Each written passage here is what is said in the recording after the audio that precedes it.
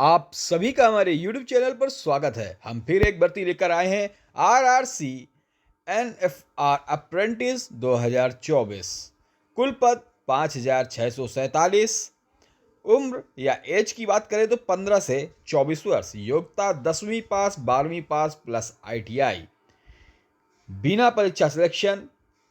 आवेदन प्रक्रिया, योग्यता, आयु, फीस, सिलेबस सबकी बात करेंगे। उससे पहले जो भी भाई बहन चैनल पे नए हैं, जिन्होंने चैनल को अभी तक सब्सक्राइब नहीं किया है, वो जाकर सब्सक्राइब कर बेल आइकन दबा दें, जिससे आपको ये सारी सूचनाएं हमारे चैनल के द्वारा जो दी जाती है आपको मिल सके।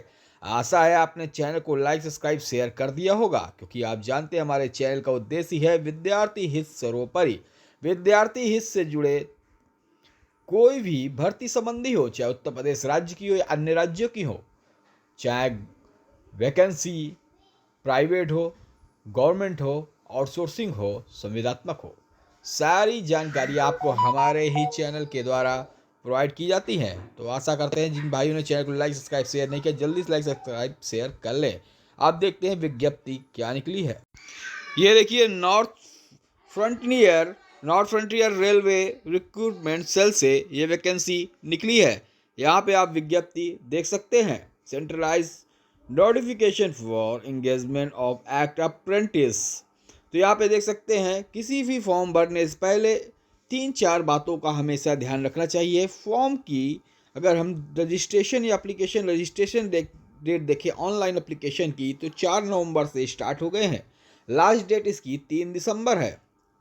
उसके अलावा अगर हम देखेंगे कि आपको क्या क्या ज़रूरी बातें ध्यान में रखनी है, तो application are to be submitted online only. तो खाली ऑनलाइन के माध्यम से ही आप इसमें एप्लीकेशन, तो देखिए इसमें ऑनलाइन माध्यम से ही फॉर्म सबमिट कर सकते हैं। आपको अगर इसकी जानकारी या इसकी नोटिफिकेशन चाहिए, उसके लिए आप जा सकते हैं RRC NFR की वेबसाइट पर, जिस पे www.nfr.indianrailways.gov.in पर जनरल इन्फो में जाएंगे, फिर रेलवे रिक्रूटमेंट सेल में आप जाएंगे। वहाँ से आपको ये पूरी सूचनाएं जो मैं आपको दे रहा हूँ वहाँ से भी आपको प्राप्त हो जाएंगी। Candidates will be short listed on the basis their academic result. ठीक है, जो भी आपका जो भी शॉर्ट लिस्टेड है वो आपके एकेडमिक से होगा। As a merit based selection आप जान सकते हैं। मोड ऑफ सिलेक्शन, तो ये apprentice will be selected on basis unit wise, trade wise होगी। जैसे अगर आपने ITI की है या हाई स्कूल स्तर से डाल रहे हैं तो सारी ट्रेड वाइज। और इसका सबसे बड़ा इफेक्ट आपको रेलवे भर्ती पर देखने को मिलता है, क्योंकि इस पर अगर आप देखेंगे अप्रेंटिस अगर आप लोग कुछ किए हुए हैं तो आपकी एक अलग से मेरिट भी बनती दिखाई देती है, जो छूट आपको मिलती है। तो देखिए यहाँ पे आप देख सकते हैं कम्युनिटी वाइज मेरिट बनेगी। जिस कम्युनिटी के उस कम्युनिटी के हिसाब से मेरिट बनेगी आपके एकेडमिक से लेकर। ठीक है, और will be based on percentage mark obtained of multiplication, मतलब हाई स्कूल स्तर से मिनिमम 50% मार्क्स होनी चाहिए plus ITI in the related trade या ट्रेड विच अप्रेंटिस। अगर हम बात करें यहाँ पे कहाँ पे, हाँ चलिए, apprentice is to be done, the final panel will be on the basis of average marks multiplication, मतलब high school and ITI। Laboratory technician के लिए, जिसको हम बोलते हैं पैथोलॉजी, उसके लिए लेबोरेटरी टेक्नीशियन। रेडियोलॉजी के लिए जो मेरिट बनेगी आप यहाँ पे देख सकते हैं, आपके 10वीं 50% मार्क्स होने चाहिए। 12वीं में साइंस होनी चाहिए, साइंस में फिजिक्स, केमिस्ट्री, बायोलॉजी होना चाहिए। ठीक है, उसके अलावा अगर आप देखें तो जो भी आप और भी अप्रेंटिस के लिए डाल रहे हैं, for the propose the calculation of the marks obtained in the candidate in all the subject in multiplication या हायर सेकेंडरी या 10वीं 12वीं की जो भी जो इसमें दिया गया है, जो सारे सब्जेक्ट हैं उन्हीं के नंबर से यहाँ पे आपकी मेरिट बनेगी। ठीक है, चलिए सिमिलरली अगर हम बात करें फॉर ITI एवरेज मार्क्स जो भी मेंशनड हैं, ठीक है, जो मार्क्स हैं सेमेस्टर वाइज, जो भी आपने अपने ITI NCVT या CVT जो भी आपने की गई है, ठीक है, उसके जो भी मार्क्स वगैरह वो भी बनेंगे। ठीक है, अब यहाँ पे आप देख सकते एनी फॉल्स या रॉन्ग डिक्लेरेशन ऑफ मार्क्स, अगर आप गलत डालते हैं तो will be summary disqualification of candidate. अगर आप कुछ भी गलत सूचना इसमें होंगी आपको डिसक्वालिफिकेशन कर दिया जाएगा। चलिए, और भी जो भी आपसे रिलेटेड चीज़ें हैं वो हम आपको बताते रहेंगे, ठीक है।